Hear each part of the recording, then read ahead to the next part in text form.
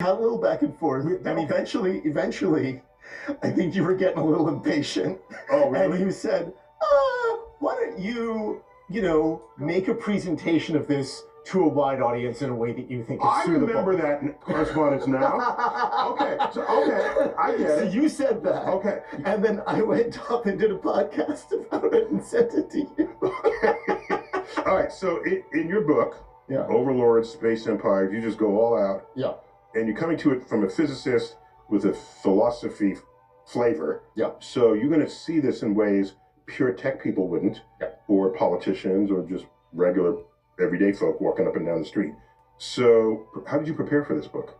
I read a lot of really bad writing by, tech CEOs and people defending tech CEOs online, writing long essays and books about why the future is inevitably going to be all about super intelligent AI, why the future is going to inevitably be about These are tech space people writing all colonization. this. Yeah, exactly.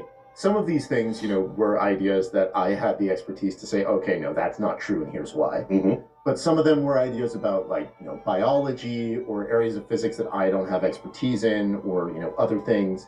And so then I went and interviewed a bunch of people who have expertise in those areas. Now you're playing journalist in that exactly. capacity. Yeah, and read books on those subjects and pulled out what I needed and stuff like that. And then I tried to interview the tech CEOs themselves, and almost all of them said no. Right. Yeah, because they're looking at you as somebody who is intellectually honest with some integrity, and they're like, we can't talk to you, okay? Because they know they're full of crap. Yeah, well, I think that they just didn't see any reason to, right? I was very honest. I said, this is a book that's going to take a critical look at your That was ideas. your problem. Well, if you had gone in and said, I'm enamored of the fact that AI is going to be such an integral part of the next chapter in human history, and that you guys are the progenitors of this amazing tech. They would have been like, come on in, let's talk for a second. I'm like, no, you don't need no appointment, stop by any time. That was your first mistake. Yeah, man. Well, but I got journalistic integrity.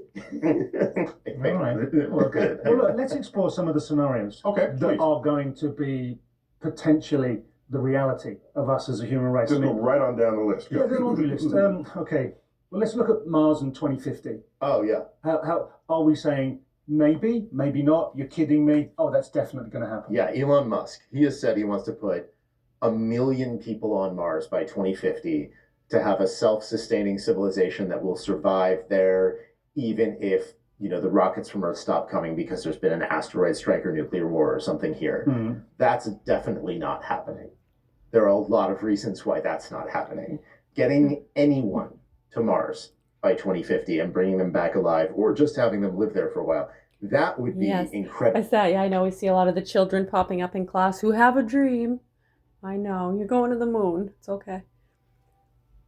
Right, so they know it's bullshit. When they use that terminology and the money they're getting from people, maybe some people actually do believe there's a chance and they're really giving money for that. But it's usually, in case of nuclear war, something happens, you want a place to go, right?